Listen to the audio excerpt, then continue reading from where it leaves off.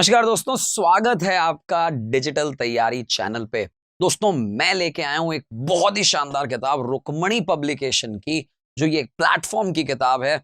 मजा ही आ रहा है सॉल्व करवाने में। और दूसरा दोस्तों, रेलवे के सारे प्रीवियस ईयर सॉल्व पेपर जो हैं वो तर्क शक्ति परीक्षण यानी कि रीजनिंग के पिछले वर्षों के आए हुए प्रश्नों को हम करवा रहे हैं। दोस्तों, आज हम करने जा रहे हैं 30 मार्च 2016 का पहले शिफ्ट का पूरा पेपर, जहां पे रीजनिंग के जितने सारे प्रश्न होंगे हमारी कोशिश है कि उन्हें एक साथ करवाया जाए।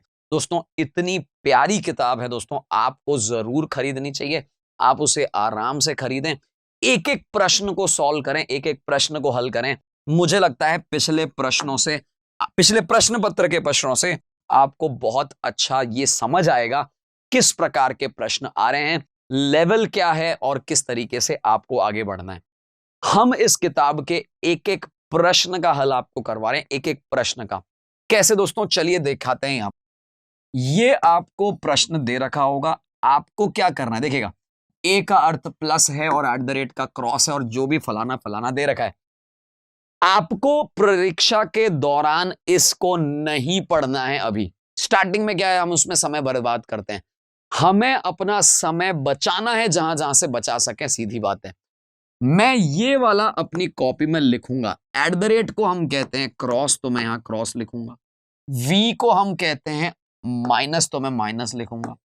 135 यहां लिख के एंड देखूंगा, भागित करूंगा 5 से, और 5 से भाग करके @ का अर्थ होता है गुणा, गुणा करूंगा 3 से।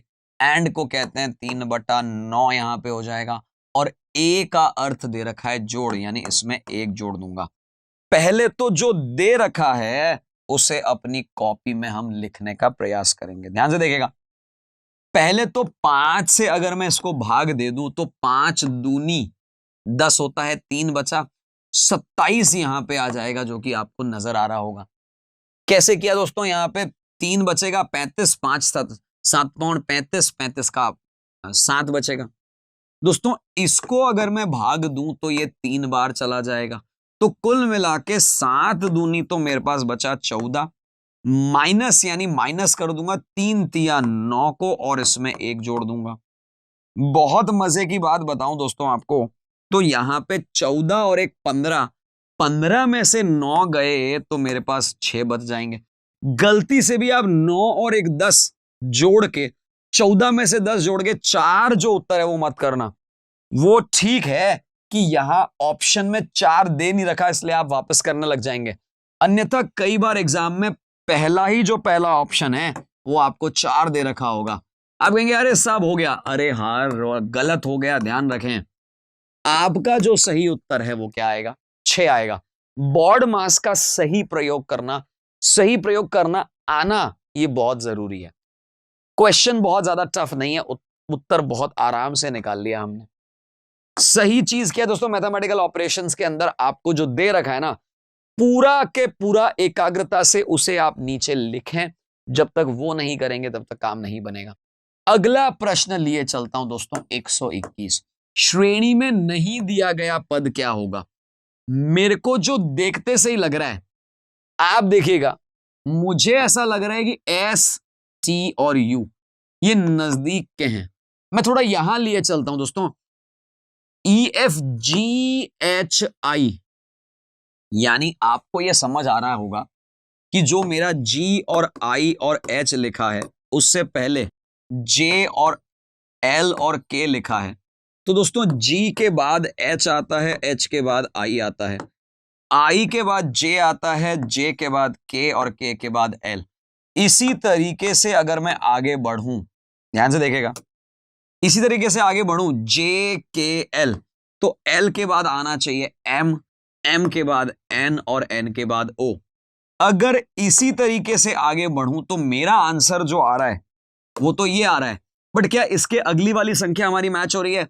MNO के बाद आएगा P, Q और R। आपको ध्यान है, यहां से यहां और यहां से यहां। अब सिर्फ इतना एक बार हम चेक कर लें, क्या अगली संख्या QRP है। अगर है तो मेरा आंसर सही है। ध्यान से देखेंगे आप, मेरे यहां पे क्या आया, QRP। और यहां पे क्या लिखा है QRP। इसका मतलब जो मेरा आंसर NOM कहीं अगर आया है तो बिल्कुल सही है। हमें करना क्या है वो समझिएगा। हमें आपके प्रश्न में जो दे रखा है बस उस पर पूरा ध्यान लगाना है।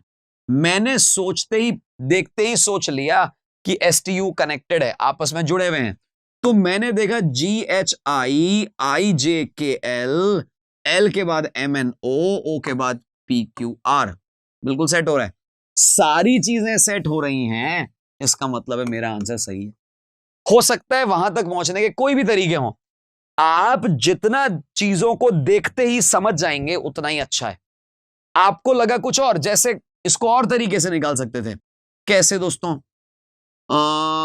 क्यू के बाद देखिए PQRS, RSTU, QQPQRST, तो एक के बाद दो छोड़ के आ रहा है, PQRS, RSTU, QRST। तो अगर मैं ऐसे समझूं तो इसमें से 3 घटा के ये, इसमें से 3 घटा के ये, इसमें से 3 घटा के ये, फिर वापस से 3 घटा के 3 घटा के 3 घटा के, तो ये भी कर सकते हैं। जो आपको किताब में उत्तर दे रखा है वो तो यही दे रखा है, लेकिन मुझे अगर कोई और तरीका फास्ट नजर आ गया तो मैं उसी को तो अप्लाई करूंगा। चलिए अगले प्रश्न की ओर चलते हैं।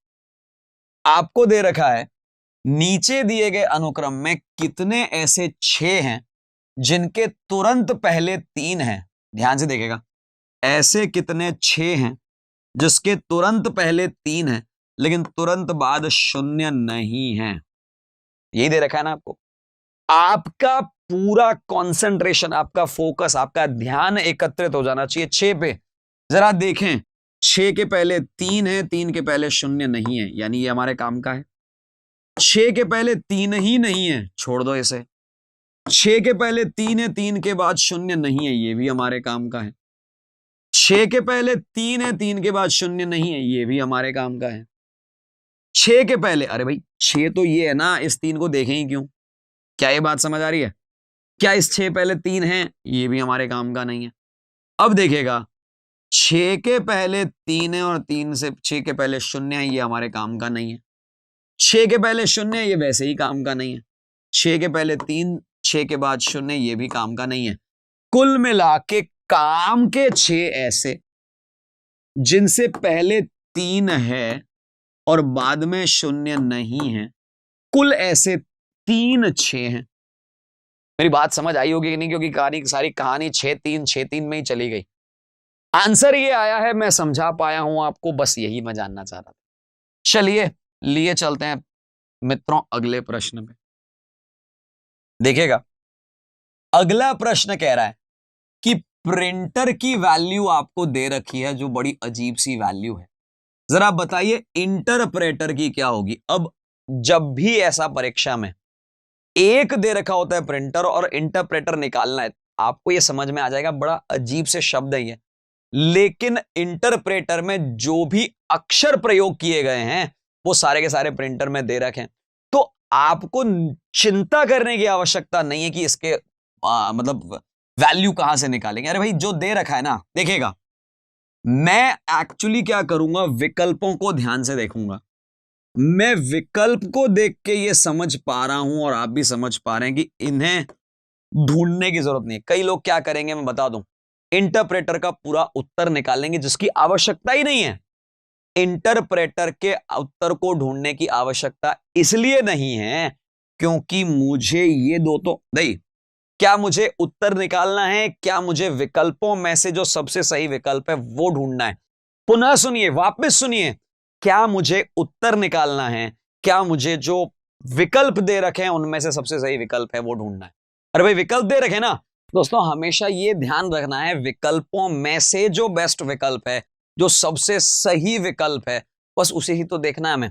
मैं पुनः आपको ले चलता हूं कि अगर आप पीछे के जो सिंबल को देखें अगर, तो आपको नजर आएगा कि इन सभी जगह हैश दे रखा है। जो मुझे ढूंढने की जरूरत नहीं है वो क्या होगा। अब मैं क्या करूंगा, मैं सबसे पहले देखूंगा तीसरे नंबर पे, आप देख सकते हैं 2 बार ये है, एक ये है, एक ये है। तीसरे नंबर पे मुझे टी मिल रहा है। आप देखिएगा इंटरप्रेटर में तीसरे नंबर पे टी मिल रहा है, जो पीछे से टी तीसरे नंबर पे है, पीछे से पहला, दूसरा और तीसरा, यानी ये वाला जो साइन है वो मुझे यहां भी नहीं मिल रहा है और यहां भी नहीं मिल रहा है। आप मेरी बात को बहुत अच्छे से गौर से समझ रहे होंगे। मैं वहीं पे अपना दिमाग लगाऊंगा जहां मुझे उत्तर मिलने की संभावना सबसे ज्यादा है। मैं और इसके अलावा ज्यादा दिमाग नहीं लगाऊंगा। आप देख सकते हैं यहां से लेके यहां तक, आप देख सकते हैं बिल्कुल सेम उत्तर है, और यहां से लेके यहां तक भी सेम उत्तर है। मुझे सिर्फ और सिर्फ इसकी वैल्यू निकालनी बच गई है। क्यों? क्योंकि ये दोनों तो मेरे आंसर यानी उत्तर ही नहीं हो सकते हैं। आप ये बात समझ पाइए, ये दोनों मेरे उत्तर हो ही नहीं सकते हैं। अब देखिएगा, पहला, दूसरा, तीसरा और चौथा खत्म हो गया। पांचवा, पहला, दूसरा, तीसरा, चौथा और पांचवा, सॉरी मैं इधर इधर की बात कर रहा था। पहला, दूसरा, तीसरा, चौथा और पांचवा, पांचवा है आर, और यही मेरा आखिरी लेटर भी है। पुनः देखिए एक बार आप, पांचवा लेटर है आर और आखिरी लेटर है आर, यानी ये जो आना चाहिए वो आर के बराबर आना चाहिए। हैश और आर के बराबर तो हैश यहीं पे आया है, यही मेरा उत्तर है। आप मेरी बात को, एक एक बात को गौर से समझने का प्रयास करिएगा, मैं किस दिशा में लेके चल रहा हूं। मेरी कोशिश ये है आपको कि इसी से आंसर निकाल पाऊं, पूरा उत्तर निकालने की जरूरत नहीं है। मैं अगले प्रश्न पे ये लीजिए साहब, लेके चलते हैं हम। आपको दे रखा है कि, ध्यान से देखिएगा, आपको दे रखा है कि ग्रेट GREAT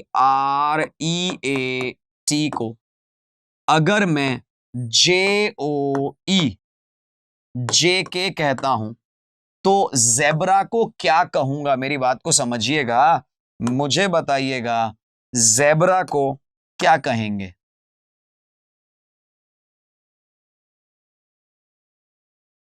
मुझे ये तो कंफर्म समझ आ रहा है कि RA का RA ये तो नहीं होगा, RA का RA या BRA नहीं होगा।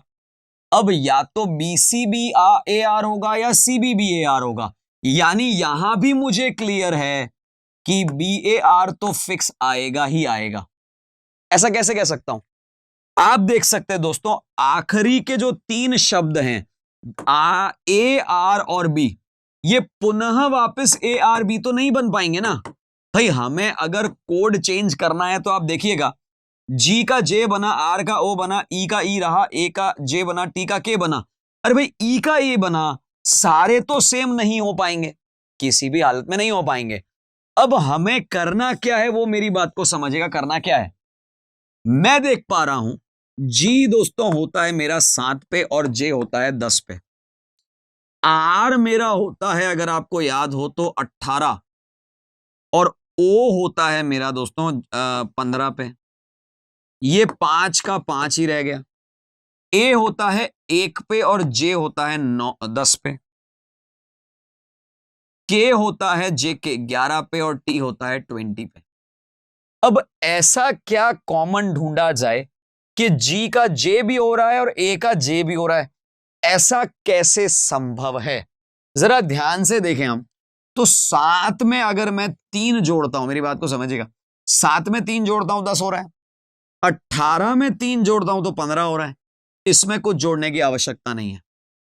1 में अगर मैं 9 जोड़ता हूं तो 10 होता है, और 20 में से 9 कम करता हूं तो 11 होता है। यहां भी 18 में से 3 कम कर रहा हूं, यानी कि 3 जोड़े और 3 घटाए, यहां कुछ भी नहीं किया। 9 जोड़े और 9 घटाए। क्या ये बात समझ आ रही है? अगर इसी को फॉर्मूला लेके चलूं, ZEBRA,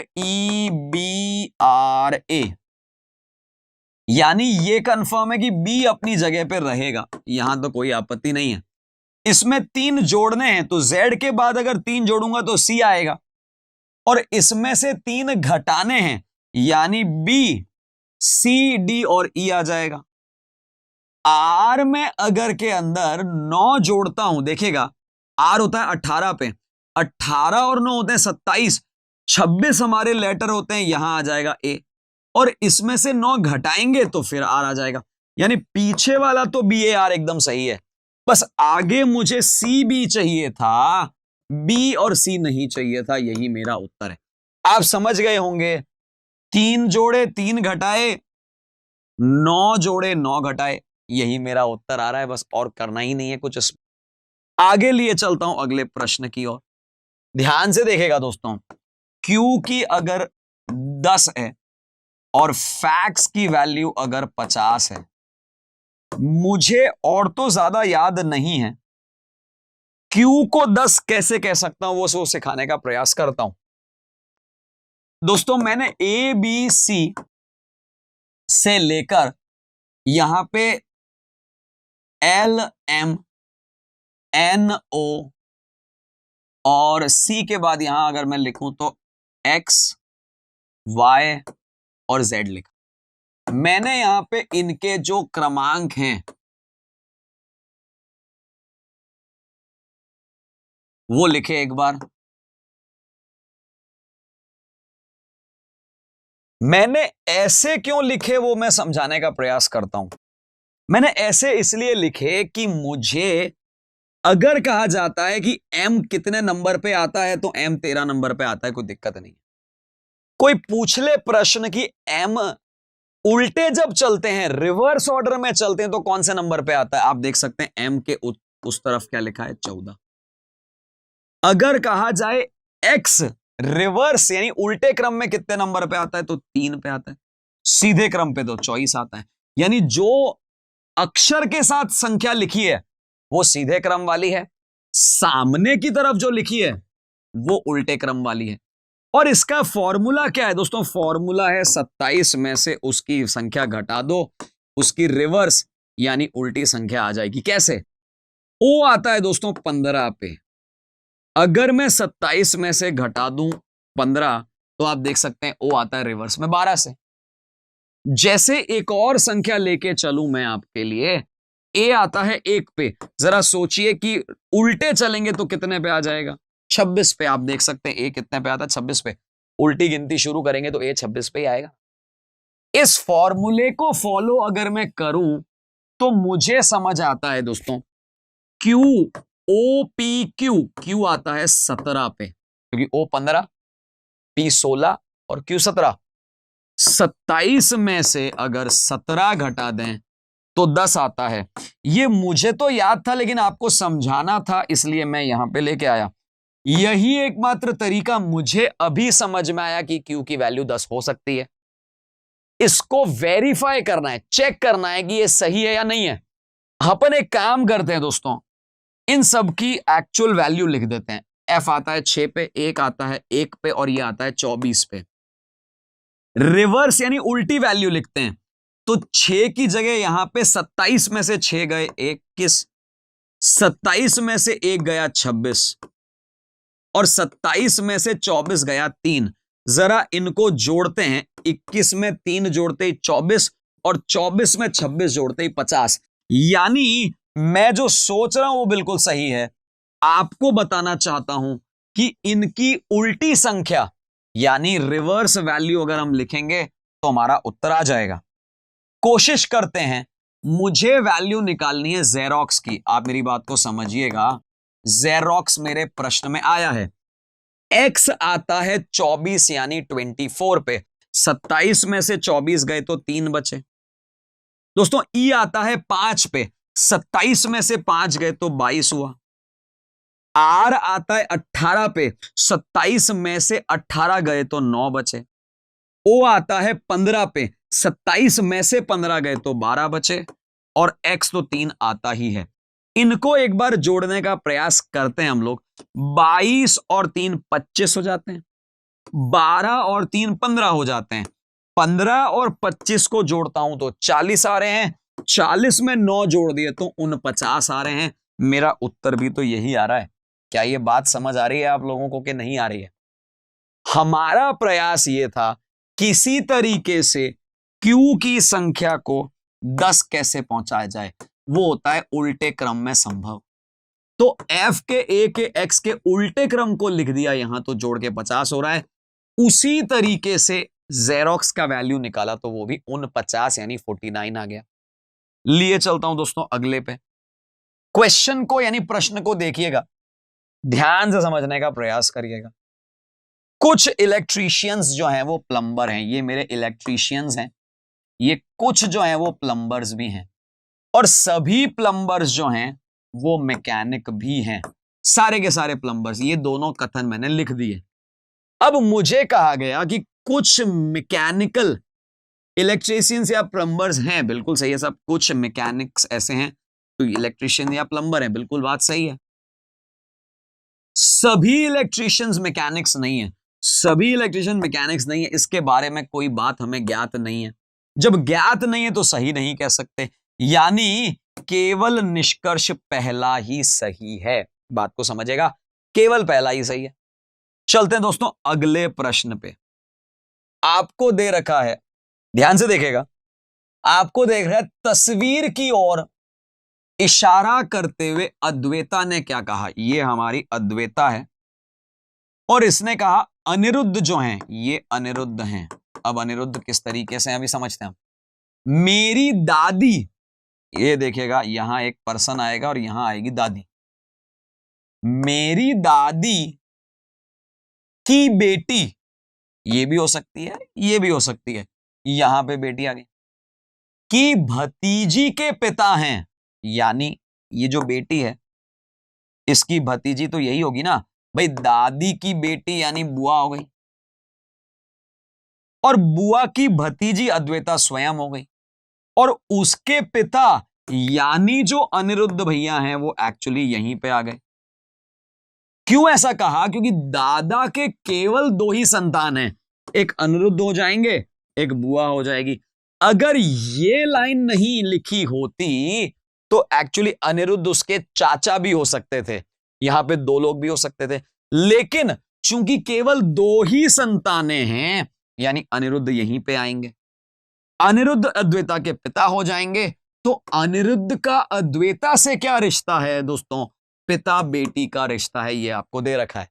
आराम से चीजों को मैंने किया, मैंने एक एक चीज आपके सामने लिखी, बस यही तो एग्जाम में करना है।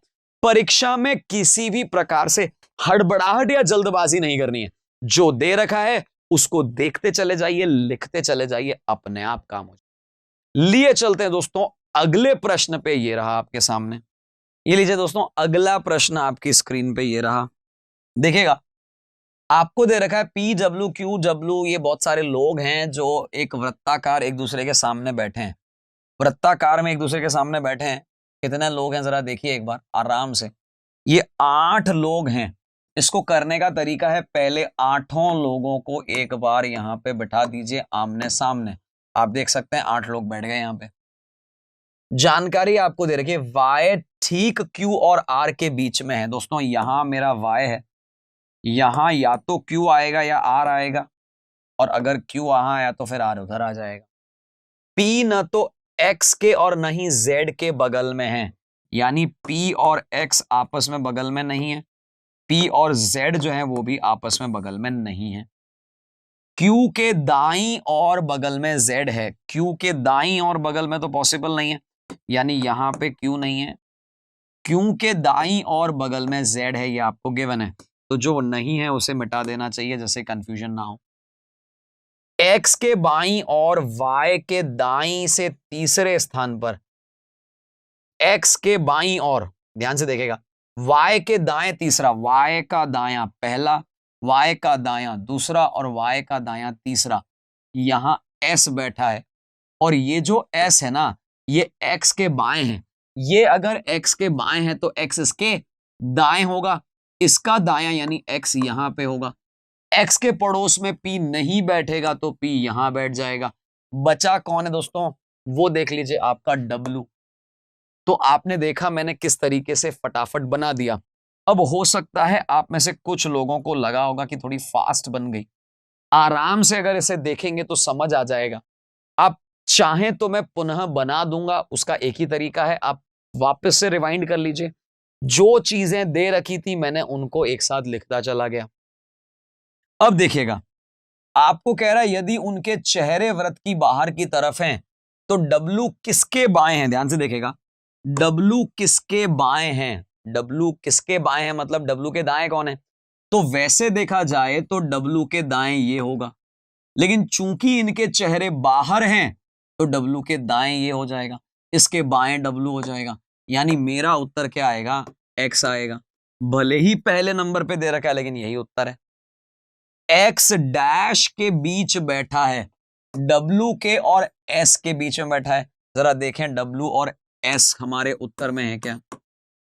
S के बाएं कौन है, ध्यान से देखेगा, S यहां पे है, S का बायां ये है, यानी S के बाएं कौन है, Z है। तो यहां हमने एक वृत्ताकार जो पजल है, पहेली है, उसे अच्छे से सॉल्व किया, एक एक चीज को, एक एक प्रश्न को मैंने बताया। लीजिए आगे चलता हूं दोस्तों आपके सामने, ये हमारा एक और प्रश्न आपके लिए आया, ध्यान से देखेगा। एक सोसाइटी के बच्चों की मनपसंद आइसक्रीम के फ्लेवर्स हैं जो यहां पे दे रखे हैं। कितने बच्चे स्ट्रॉबेरी पसंद करते हैं लेकिन वेनिला पसंद नहीं करते। स्ट्रॉबेरी आपको दे रखी है इसमें और वेनिला दे रखी है आपको इसमें, तो स्ट्रॉबेरी पसंद करते हैं लेकिन वेनिला नहीं पसंद करते, ऐसे तो केवल मात्र 4 लोग हैं, यही मेरा उत्तर है। कितने बच्चे चॉकलेट और वनीला दोनों पसंद करते हैं, चॉकलेट भी और वनीला भी। एक बार ध्यान से देखेगा दोस्तों, ये हमारा वनीला है, ये नहीं है, ध्यान से देखेगा दोस्तों, ये हमारा चॉकलेट है और ये हमारा वनीला है। उसने कहा कि चॉकलेट और वनीला दोनों पसंद करते हैं लेकिन स्ट्रॉबेरी नहीं करते। पहले तो यहां ये सब आ गया, और उसमें वनीला पसंद नहीं करते, यानी इस वालों को मिटा देना चाहिए। तो बचे कितने दोस्तों, यही सारे लोग, और इन सारे लोगों में भी यही वाला पार्ट है जो इसका और इसका दोनों के अंदर आ रहा है, यानी कुल मिला के इसका आंसर क्या हो जाएगा, 15। क्या ये बात समझ आ रही है।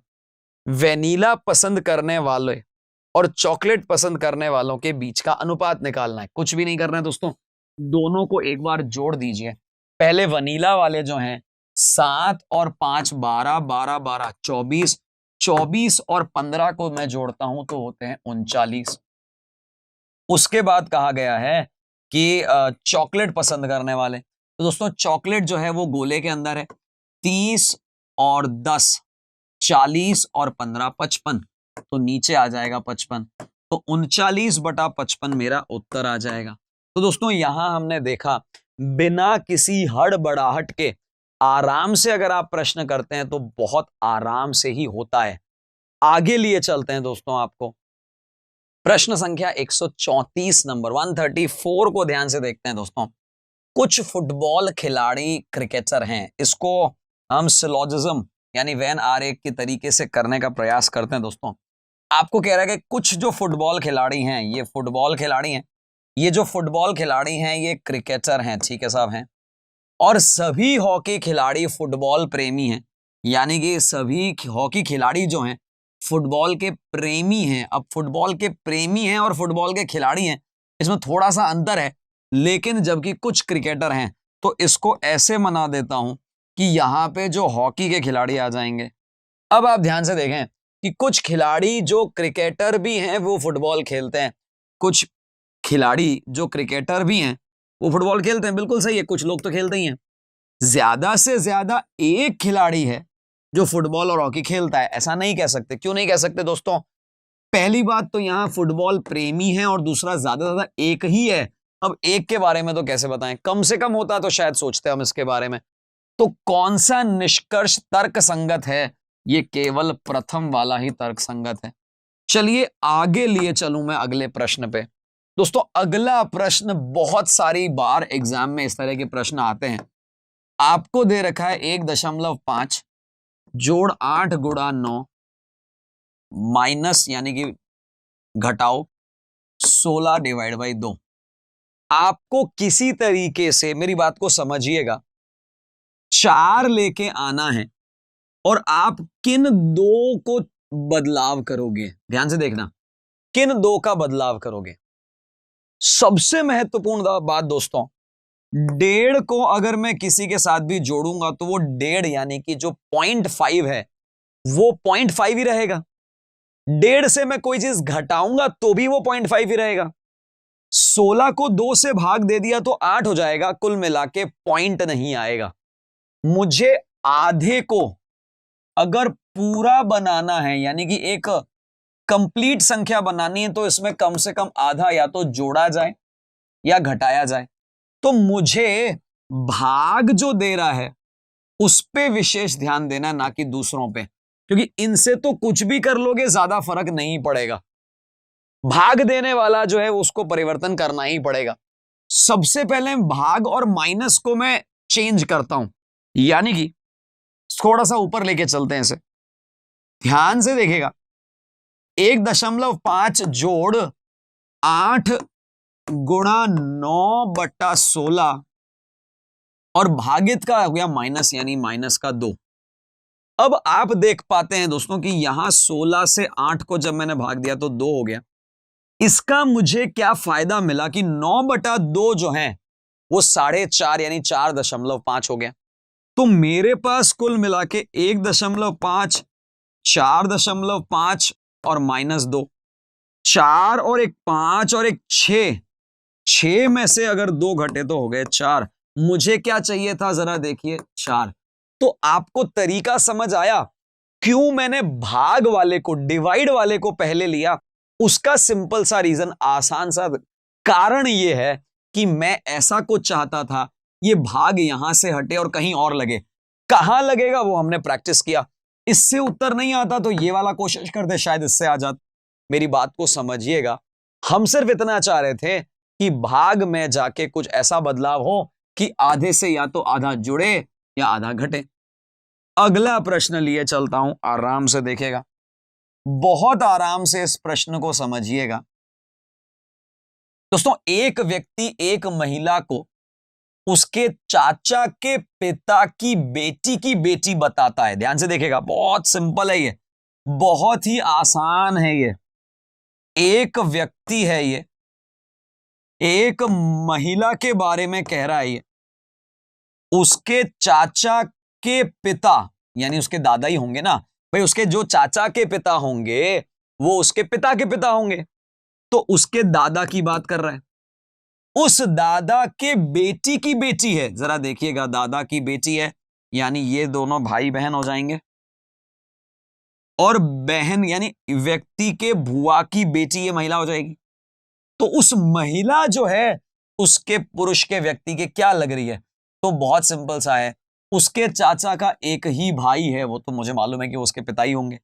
क्या ये बात समझ आ रही है? लेकिन यहां बेटी की बेटी है, यानी ये उसकी बहन हो जाएगी। क्या ये बात समझ आ रही है? यानी यहां पे आंसर आ जाएगा। क्या ये बात समझ आ रही है? अगले प्रश्न पे लिए चलते हैं हम लोग। अगला प्रश्न आराम से देखिएगा,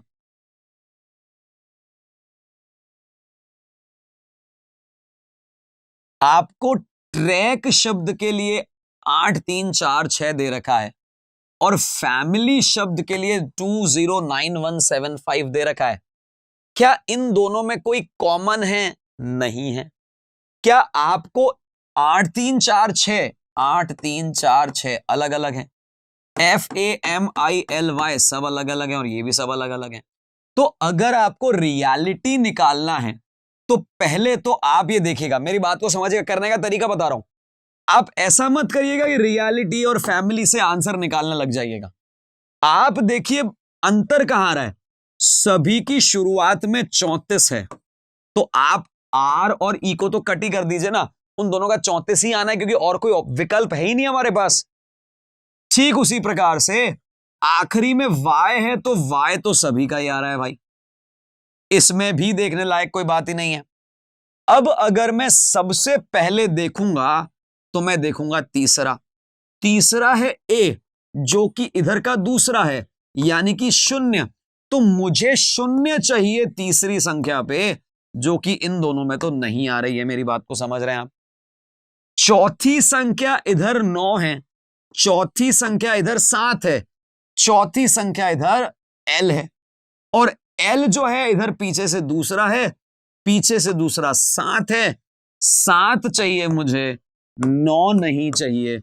आपने तरीका देखा मैंने किस तरीके से बिना पूरा उत्तर निकाले बहुत ही आराम से, आसानी से, झटपट आंसर निकाल दिया। दोस्तों यही तो करना है एग्जाम में आपको, किसी भी प्रकार का विलंब किए बिना जो सबसे त्वरित तरीका हो सकता है उसको फॉलो करना है। चलते हैं दोस्तों अगले प्रश्न पे, ध्यान से देखिएगा। ये प्रश्न है दोस्तों डिसीजन मेकिंग का। ये भी आपके परीक्षा में आता है, आता रहा है और आगे भी आ सकता है।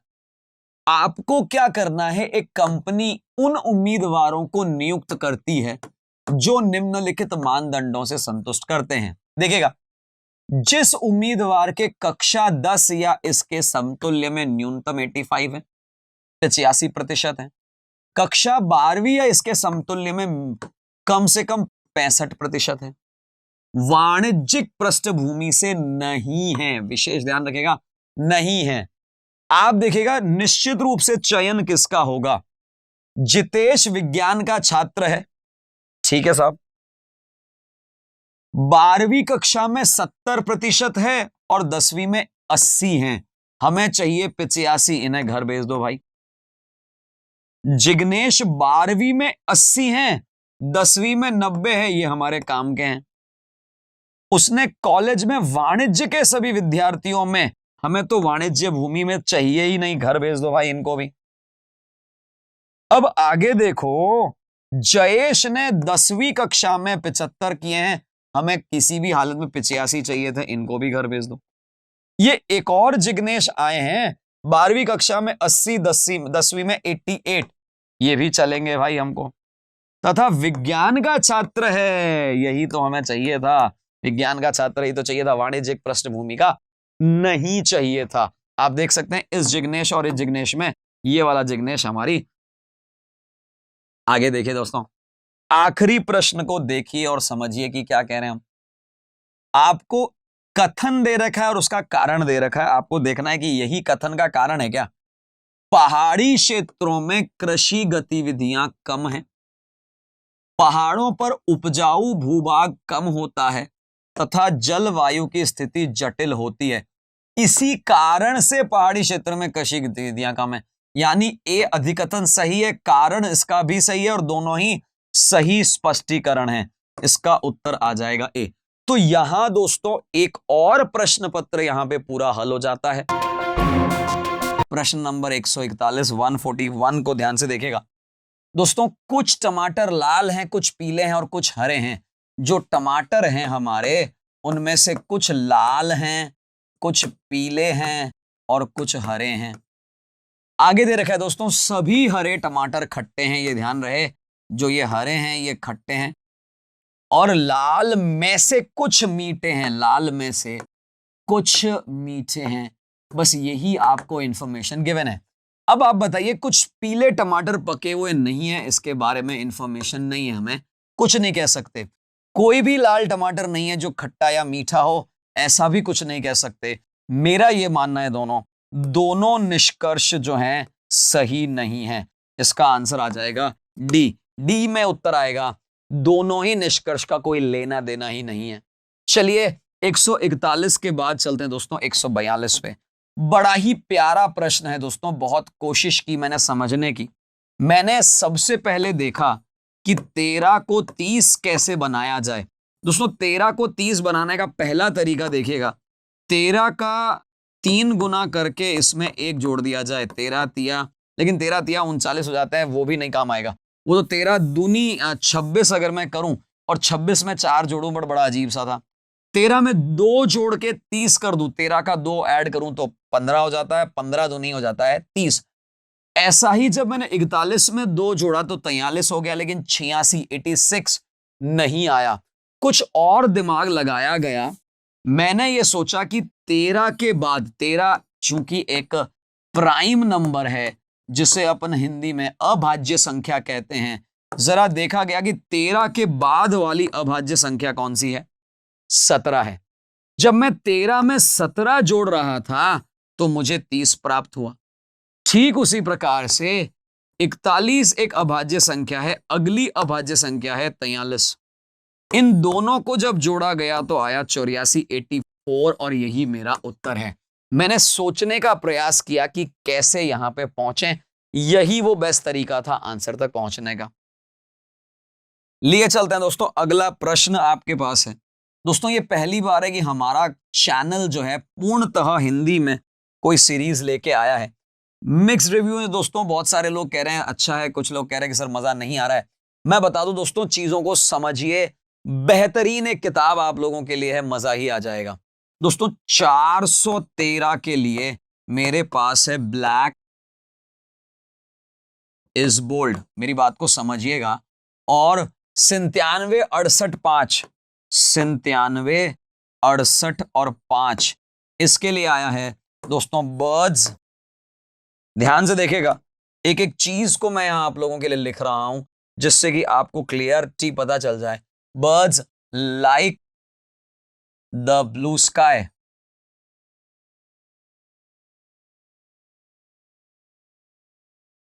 और तीसरा है दोस्तों 10 274, जिसका अर्थ है peacock is blue and bold, is blue and bold. इन सारी बातों को समझ के मुझे तो कहा है ब्लू को कौन सा अंक प्रदर्शित करता है। अपना सारा खेल दोस्तों ब्लू पे दिमाग लगा लेते हैं। मैं समझूं मुझे ब्लू निकालना है तो जरा देखें कि पहले, दूसरे और तीसरे में कॉमन क्या क्या है। जरा एक बार नजर घुमाएंगे तो आपको नजर आएगा 7 एक तो कॉमन है दोस्तों, 9 6 8 5 इनमें नहीं है, 9 6 8 5 इनमें नहीं है, 1024 उसमें नहीं है, केवल मात्र 7 नंबर कॉमन है। इधर देखा जाए birds like the sky, birds like the sky नहीं है, ब्लू ही कॉमन है दोनों के बीच में और ब्लू के लिए अंक है 7।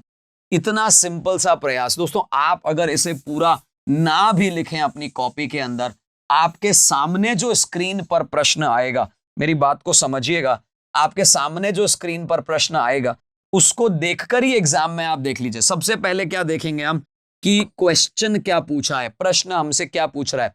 प्रश्न अगर ब्लू के बारे में पूछ रहा है तो सीधा दिमाग लगाइए ब्लू के ऊपर और देखिए कि साहब ब्लू कहां कहां आया है। हमने नोटिस किया इस बात को कि यहां एक ब्लू आया है और यहां एक ब्लू आया है। क्या ब्लू के अलावा कोई इन दोनों में कॉमन है? अगर होता तो पहले उसका भी कोड निकालना पड़ता, लेकिन नहीं है इन दोनों के अलावा कोई कॉमन, तो फिर हमने क्या किया, सीधा ब्लू का आंसर निकाल दिया 7। अगला प्रश्न आपके सामने ये रहा, बहुत आराम से बहुत ध्यान से इस प्रश्न को देखेंगे। हमारी कोशिश है इसे कॉपी में लिखा जाएगा और जब मैं इनके बीच में अंतर ढूंढ रहा हूं तो 6 आया, 9 और 17 के बीच का अंतर 8 आया, 17 और 27 के बीच का अंतर 10 आया। तो अगर 6 8 2 का अंतर, 8 10 2 का अंतर, एक बार इसमें 12 जोड़ा जाए, 27 में अगर मैं 12 जोड़ता हूं तो मेरे पास आता है 39, और 39 में अगर मैं 14 जोड़ता हूं, जरा देखें एक बार, तो 53 53 आएगा, जो कि मेरा अगला शब्द अगला जो अंक है वो यही है। यानी कुल मिला के 12 तो मुझे जोड़ना है, अंक जो मुझे चाहिए उत्तर के रूप में वो है 39। अब आप सोचिए जरा कि क्या किया हमने, कुछ भी नहीं, जो लिखा है उसको आपको ध्यान से देखना है और उसके अकॉर्डिंग अपना आंसर निकालना है। अगला प्रश्न आपके सामने ये रहा, देखिए बहुत ध्यान से देखेगा। आपको दे रखा है के जो है, इसको थोड़ा सा ऊपर ले चलूं जिससे कि हम आराम से सारी चीजें लिख सकें। के की माता एम के बेटे की पत्नी है, ये जो के है ना, इसकी जो मम्मी है ये एम के बेटे की पत्नी है। एम है यहां पे, उसका बेटा है और बेटे की पत्नी है के की माता, ठीक है। एम की पत्नी के 2 संतान हैं। पहली बात तो एम हो गया पुरुष स्वयं, और इसके 2 संतान हैं और दोनों, उनमें से एक बेटी है। ये तो पुत्र हो गया, यहां एक बेटी भी हो गई। अब एम की बेटी, ये जो एम की बेटी है, इसका के से क्या रिलेशन है आप देखेगा। के पापा यानी पिताजी की बहन यानी बुआ हो गई, तो यहां पे बुआ कोई आंसर है क्या? मां नहीं, दादी नहीं, बुआ, फुआ जो लिखा है वही बुआ होगी, यही अपना आंसर होगा। बात को समझना, इंग्लिश में इसे आंटी कहते हैं, हिंदी में से फुआ या बुआ या कुछ भी आप इसे नाम दे सकते हैं। जो भी चीज समझाई है वो आपके सामने है। अगर नहीं समझ में आई है थोड़ा सा बैक जाइए, पुनः देखिए। एक एक बात को मैंने समझाने का प्रयास किया है। चाहे तो एक बार पुनः रिपीट मैं एक बार कर रहा हूं, आप देख सकते हैं पुनः इसे। देखिएगा, के की जो माता है वो एम के बेटे की पत्नी है। ध्यान से देखिएगा, ये जो के है इसकी जो माता है वो एम नामक पर्सन के बेटे की पत्नी है, यानी इसकी माता हो गई, ये इसके पिता हो गए।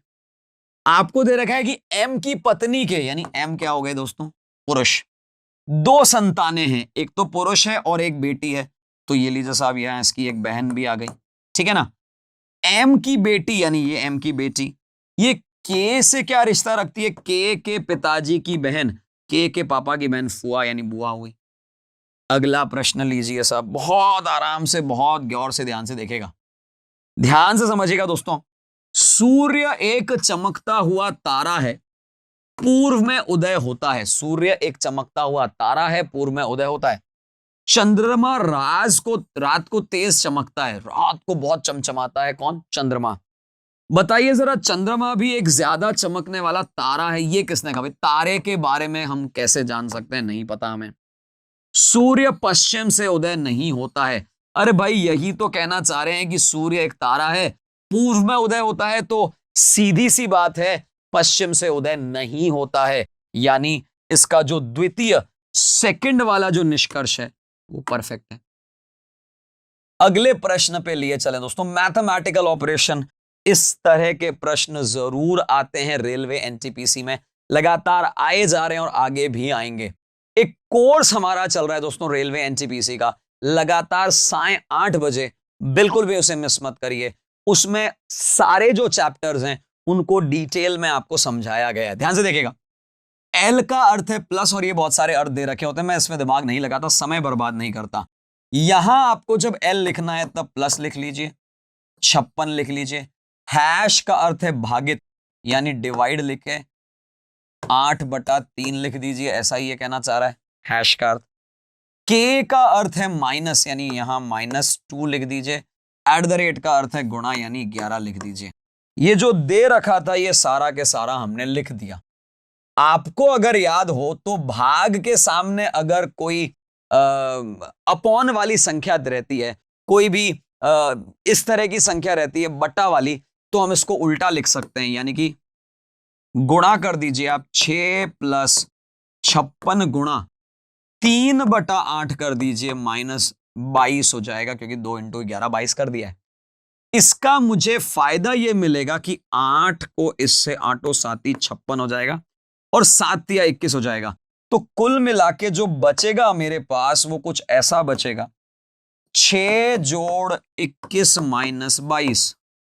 तो अगर आप ध्यान से देखेंगे 21 में से 22 घटाए तो -1, यानी 6 में से 1 घटाया तो 5। ये कुल मिला के इसका उत्तर आता है, जो मेरा ही उत्तर आ रहा है। क्या ये बात समझ आ रही है? हमने कुछ भी नहीं किया दोस्तों, जो दे रखा था ना उसको ही पुनः लिखा है। चलिए लिए चलते हैं अगले प्रश्न पे। ये एक और देखिए दोस्तों, मैथमेटिकल ऑपरेशन का सवाल है। मुझे लगता है कि रेलवे की रीजनिंग में रीजनिंग कम, गणित ज्यादा घुसी है। बताइए, आगे और भी जो प्रश्न आएंगे उसमें भी ये बात सत्यापित होगी। अभी आपको दे रखा है कि भैया नीचे दिए गए समीकरण अगर सही है तो इसके लिए किन चिन्हों को आपस में बदल दें। ये जो आपको दे रखा है यही है। अब आप सोचिए जरा कि 5/50 अगर मैं करता हूं तो 1/10 हो जाता है। 1/10 को 2 में तब्दील करना थोड़ा मुश्किल होगा। मैं ऐसा सोचता हूं कि कहीं ना कहीं डिवाइड को माइनस से या डिवाइड को प्लस से, पहले इन दोनों पे ही ज्यादा दिमाग लगाया जाए।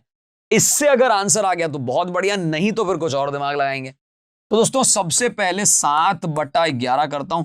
यही मुझे लगता है कि यार मैं भाग को और गलत जगह ना ले जाऊं, इसको छोड़ देता हूं। एक बार के लिए इसको भी छोड़ दिया, उसका रीजन समझिएगा। 7/12 उसके बाद प्लस शायद मुश्किल है, ये तो और गड़बड़ हो जाएगा, 2 तक लाना। कोशिश करते हैं प्लस और भाग को बदल के देखते हैं। 7 - 11/1 गुणा 5 और वापस वहां पे आ जाएगा +50।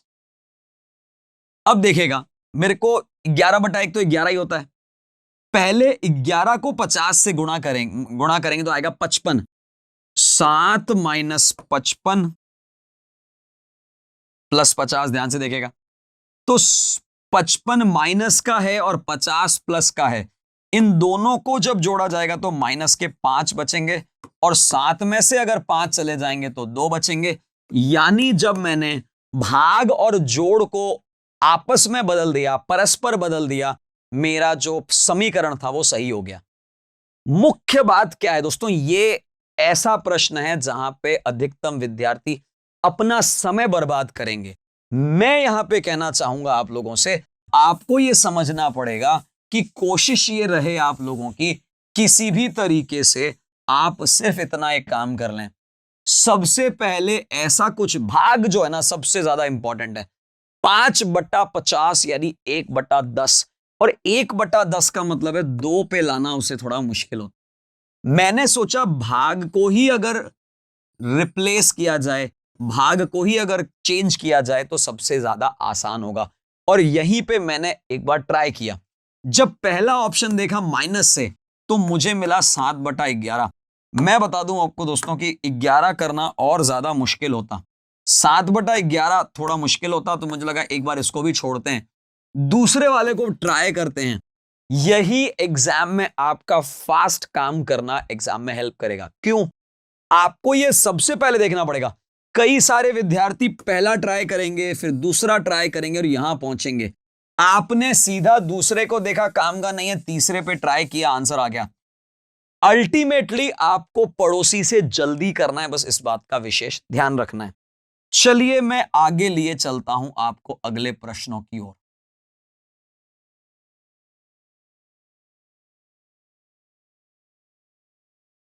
ध्यान से देखिएगा, अगला प्रश्न है जो है आपका वेन आरेख पर कौन से दो वर्ग परस्पर विशिष्ट हैं। जरा देखिएगा, विशिष्ट हैं, विशिष्ट का मतलब है अपने आप में स्पेशलाइज्ड हैं, यानी ऐसे दो वर्ग जो परस्पर एक दूसरे को छू ही नहीं रहे। आप देख सकते हैं चिड़िया स्तनधारी को छू रही है, स्तनधारी उभयचर को छू रहा है, उभयचर चिड़िया को छू रहा है, सरीसर्प उभयचर को छू रहा है, सरीसर्प स्तनधारी को छू रहा है। आप देख सकते हैं ये चिड़िया है और ये सरीसर्प है, एक दूसरे को बिल्कुल टच ही नहीं कर रहे, छू ही नहीं रहे, यानी ये दोनों परस्पर एक दूसरे से विशिष्ट हैं। यानी इसका उत्तर जो हो जाएगा पक्षी और सरीसर्प। अगला प्रश्न देखते हैं दोस्तों। मैंने कहा था कि इसमें रेलवे के अंदर रीजनिंग यानी तर्क शक्ति कम और गणित ज्यादा आती है। आपको देखना है सरीसर्प की कुल संख्या और स्तनधानी प्राणियों की कुल संख्या के बीच का अनुपात। सरीसर्प को अगर मैं जोड़ूं 100 और 50 150, 150 और 20 170 और 5 175, 175 का अनुपात निकालना है आपको। स्तनधारी प्राणी दोस्तों 30 और 100 400, 300 और 400 500, 500 और 600, 610 और 615, यानी 175 को 615 से भाग देना है। भाई बहुत सिंपल तरीके से करा जाए, 5 को एक बार इससे भाग दिया जाए तो 5 होता है एक बार के लिए, 5 तिया 15, 25 35 इधर आ जाएगा। इधर में अगर लेके चलूं आपको तो 5 एकम 5, पीछे बचा आपका 11, 5 दूनी 10, पीछे बचा 1 23, तो 35/123। क्या ऐसा कोई उत्तर हमारे पास है? बहुत ज्यादा मुश्किल नहीं था। मैं अगर इसको देखकर घबरा जाऊंगा, माफी चाहता हूं मैं, देखिएगा, मैं अगर इसको देख के घबरा जाता तो मैं सोचता क्या ये जोड़ मैंने सही करी है, क्या मैं सही दिशा में जा रहा हूं। मैं बिल्कुल भी हड़बड़ाहट नहीं करता मेरे उत्तर तक पहुंचने में, इसलिए मेरे उत्तर गलत कम होते हैं दोस्तों। आपको भी यही सलाह देना चाहूंगा। आगे बढ़ते हैं दोस्तों। अगला प्रश्न कह रहा है ऐसे स्तनधारी जो कि पक्षी हैं लेकिन उभयचर नहीं है। ध्यान से देखेगा, ऐसे स्तनधारी, पहली बात तो स्तनधारी कौन कौन है भाई? जो पक्षी तो हैं लेकिन उभयचर नहीं है, ऐसे तो केवल 100 लोग हैं, और उनका अनुपात केवल स्तनधारी, आपको ध्यान होगा केवल स्तनधारी कितने हैं? केवल स्तनधारी 300 और 1 400 हैं। दोस्तों 100/400 अगर मैं करता हूं तो 1/4 आता है और यही मेरा उत्तर है। बहुत भारी नहीं है ये प्रश्न, भूल मत जाइएगा, ये तर्क शक्ति है ना कि आपकी कोई अंग्रेजी या मैथ्स है। मैथ्स में क्या होता है, कैलकुलेशन यानी कि जो सरलीकरण होता है वो बहुत ही टेढ़ा या टफ हो सकता है। यहां रीजनिंग है यानी तर्क शक्ति है, बहुत भारी गणित नहीं आएगी, लेकिन लॉजिक यानी तर्क लगाना सही पड़ेगा। चलिए अगले प्रश्न पे लिए चलता हूं आपको। आपको दे रखा है टीचर का मतलब यह है तो क्रिएट का मतलब क्या है। अब मेरी बात को सुनिएगा, बहुत सारे विद्यार्थी वो गलती करेंगे कि क्रिएट का पूरा आंसर निकालेंगे। प्रश्न बहुत ही आसान है, पहली बात। आसान प्रश्नों में समय को भी कम लगाना है, ये दूसरी बात है। यहां आसान प्रश्नों को देख के सभी लोग टूट पड़ते हैं, भूल जाते हैं कि भैया हम कंपटीशन में समय भी बचाना चाहते हैं। यहां अगर मैं कहूं आपसे ऑप्शन को देखो तो पहले दो वाले में तो कोई लड़ाई ही नहीं है, यानी मुझे क्रिएट के लिए सी और आर का उत्तर देखने की जरूरत ही नहीं है। जो लोग इस तरह के प्रश्नों को पहली बार देख रहे हैं उनको बता दूं कि हर अक्षर के लिए यहां पे कुछ ना कुछ दे रखा है, तो आपको बताना है इस क्रिएट का क्या होगा, बस यही तो करना है। तो आप देखिए जरा, तीसरा अक्षर है ई। जरा देखें ई कहां है, पीछे से भी दूसरा और आगे से भी दूसरा, वो है हमारा ये वाला साइन। अब जरा देखें, ये तो उत्तर ही गलत हो गया, ये तो उत्तर ही गलत हो गया। अब बचते जो हमारे पास विकल्प हैं सी और डी, जरा देखें उनमें अंतर कहां है। आप नोट करेंगे कि पीछे से दूसरा वाला दोनों में अलग है। जरा देखें पीछे से दूसरा वाला क्या है, टी है। टी इसकी कहानी की शुरुआत थी, यानी एंड आएगा, यानी हैश गलत हो जाएगा। मैं कितना जल्दी उत्तर तक पहुंचा वो आप समझदार हैं। मैंने किया क्या वो बता दूं, मुझे एक्चुअली क्रिएट का उत्तर नहीं निकालना है। मैं वापस बोलता हूं आपको, मुझे उत्तर नहीं निकालना है। मुझे कोई खाली स्थान थोड़ी दे रखा है जिसे मुझे भरना है। मुझे 4 विकल्प दे रखे हैं, बस मुझे उन विकल्पों में जो सबसे बढ़िया है वही तो करना है। वही करने का तो प्रयास हम कर रहे हैं। क्रिएट दे रखा है, आपको बस वैल्यू निकालनी इन चारों में से। वो ऑप्शन हटाते जाइए जो काम के नहीं है। आगे लिए चलते हैं दोस्तों एक और प्रश्न पे, जिसे हम डेटा सफिशिएंसी कहते हैं। डेटा पर्याप्त कौन सा है, बस यही आपको बताना है। देखिए जरा, 2 अंकों वाली संख्या कौन सी है।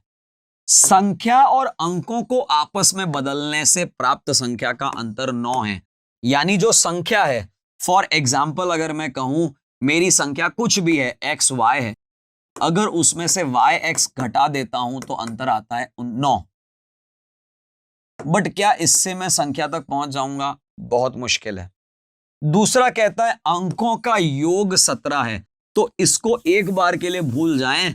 मैं ये कहता हूं x और y का योग है 17, और कह रहा है दहाई स्थान पर जो संख्या है, इकाई स्थान पर के आंकड़े का अंतर यानी x माइनस वाई की वैल्यू है 1। अब जरा सोचो, 2 इक्वेशन है और 2 अननोन है। डेटा सफिशिएंसी के अंदर मुझे 2 समीकरण मिल गए हैं, दोनों को जोड़ने से उत्तर आ जाएगा। सुनो मेरी बात, मुझे उत्तर नहीं लाना है। मुझे कौन कौन से ऐसे 2 डेटा थे जो पर्याप्त थे उत्तर लाने के लिए, मैं समझता हूं दूसरा और तीसरा। केवल दूसरा और तीसरा जो हैं वो पर्याप्त हैं उत्तर लाने के लिए। उत्तर क्या आएगा वो उत्तर दक्षिण वाले देखें, हमें उससे मतलब नहीं है। मुझे केवल इस बात से मतलब है कि मेरा उत्तर किस किस से रहा है। मुझे द्वितीय और तृतीय को जोड़ने से उत्तर आ रहा है बस। चलिए साहब आगे बढ़ते हैं दोस्तों। ये आती है एक पहेली आप लोगों के लिए, आराम से इसे सॉल्व करेंगे। इसमें किसी भी प्रकार की हड़बड़ाहट जो है वो आपके नंबर कम करवा जाएगी। मेरी बात को सुनिएगा, किसी प्रकार की हड़बड़ाहट नहीं करनी है हमें।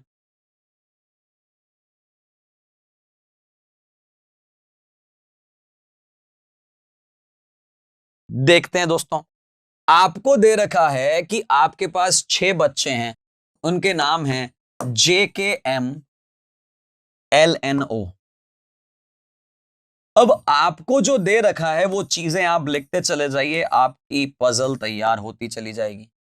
एम को पत्ता गोभी पसंद है, एम को पत्ता गोभी पसंद है, लेकिन आलू बुखारा व संतरे पसंद नहीं है।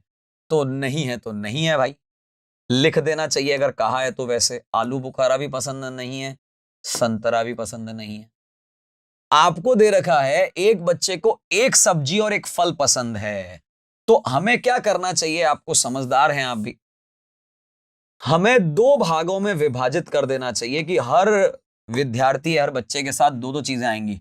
यहां सारी सब्जियां आ जाएंगी और यहां सारे फल आ जाएंगे। तो उसको आलू बुखारा पसंद नहीं है, उसे संतरा भी पसंद नहीं है, कोई दिक्कत नहीं है। जिस बच्चे को मकई पसंद है उसे सेव पसंद है। मैं ये लिख देता हूं मेरे भाई कि मकई और सेव एक साथ जाएंगे। के और एन जो हैं उन्हें केले पसंद नहीं है और ना फूल गोभी, तो के में जो केला है वो नहीं आएगा और एन में भी केला नहीं आएगा। दोस्तों इनके साथ फूल गोभी भी नहीं आएगा और यहां भी फूल गोभी भी नहीं आएगा। जे को संतरे पसंद है, बहुत बढ़िया, संतरे यहां चले गए।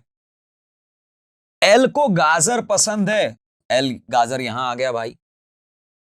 आम उस बच्चे को पसंद है जो शिमला मिर्च पसंद करता है, तो मैं यहां लिख देता हूं कहीं ना कहीं, जहां आम आएगा वहां शिमला मिर्ची भी साथ साथ आके चली जाएगी। ओ पपीता ककड़ी, ओ के साथ पपीता यहां लिख दूं भाई और ककड़ी यहां लिख दूं भाई, बस मेरा काम आसान हो गया। ये जितना भी सारा था वो इंफॉर्मेशन हमने लिख दिया। सारी चीजें लिखने के बाद मेरी बात को समझिएगा आप, कितनी आसान पजल हो जाती है मैं बता दूं आपको। दोस्तों ध्यान से देखेगा, हमें केला यहां नहीं लिखना है और केला यहां नहीं लिखना है। आप सोच सकते हैं कि केला केवल मात्र किधर आएगा, केवल मात्र इधर ही आएगा। ये क्लियर है, आपको गिवन है, ठीक है। अब बचते क्या है दोस्तों? आम शिमला मिर्ची बचता है एक तो आपके पास, और एक बचता है सेव और म से जो भी इसका नाम था वह। ध्यान से देखेगा। चलिए अब हमें जो चीजें चाहिए उसको देखेगा। फूल गोभी कहां कहां आ सकती है वो समझिएगा। फूल गोभी का जो ऑप्शन है वो हमारे पास फूल गोभी का यहां आ सकता है, फूल गोभी यहां भी आ सकता है, फूल गोभी जो कंप्लीट हो चुका है। ककड़ी पपीता यहां कंप्लीट हो चुका है, पत्ता गोभी केला यहां पर हो चुका है। आलू बुखारा और संतरा ये दोनों ही इसको पसंद नहीं थे।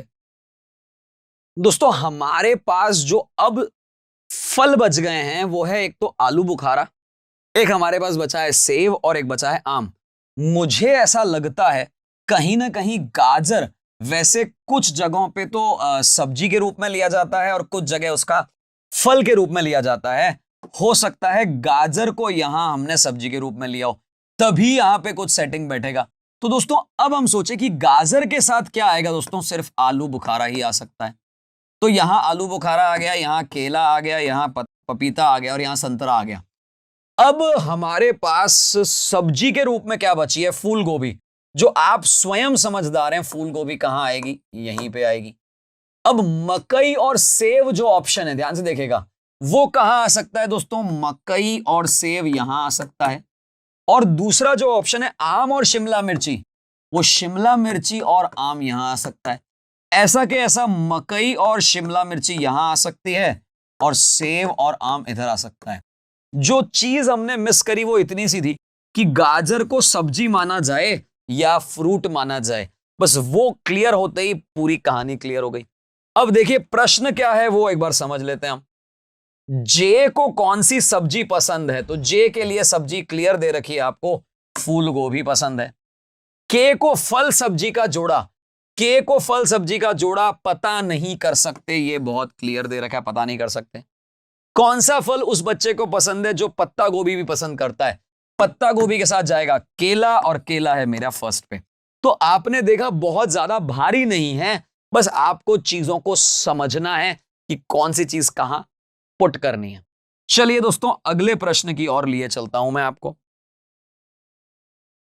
आपको बताना है एक कॉलेज में उन छात्रों को प्रवेश दिया जाता है जो निम्नलिखित मापदंड की संतुष्टि करते हैं।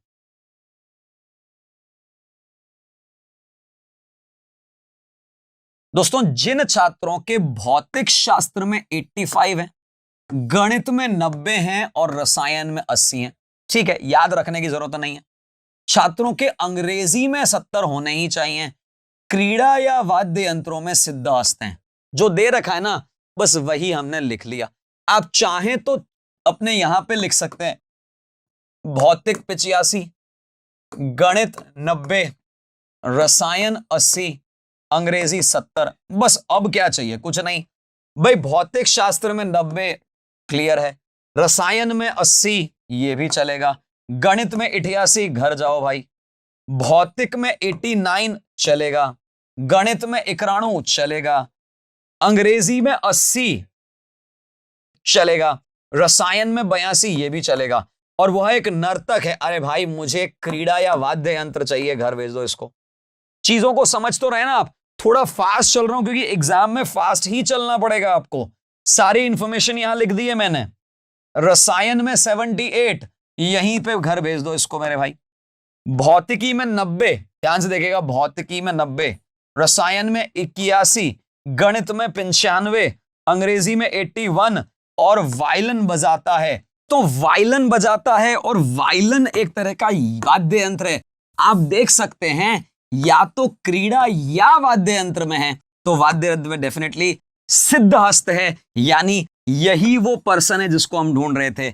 एस वो आंसर आ जाएगा और हमारा आंसर आ जाएगा। दोस्तों यहां हमने देखा किस तरीके से पूरा प्रश्न पत्र मैंने आपको हल करवाया है, एक एक प्रश्न हमने लिया है। बस आपकी कोशिश ये रहे आरआरबी एनटीपीसी के पिछले प्रश्नों में एक भी प्रश्न आप नहीं चूकें, ये हमारी कोशिश है। और दोस्तों इसके साथ साथ प्रतिदिन हमारी 3 कक्षाएं शाम के समय 8 बजे, 9 बजे, 10 बजे कंप्लीट कोर्स के लिए बिल्कुल निःशुल्क, कोई चार्जेस नहीं। हम एक एक चैप्टर को गणित का, रीजनिंग का और जीके का करवा रहे हैं। बस आप इसी तरीके से बने रहिए आपके प्यारे चैनल पे जिसका नाम है डिजिटल तैयारी। धन्यवाद। प्लीज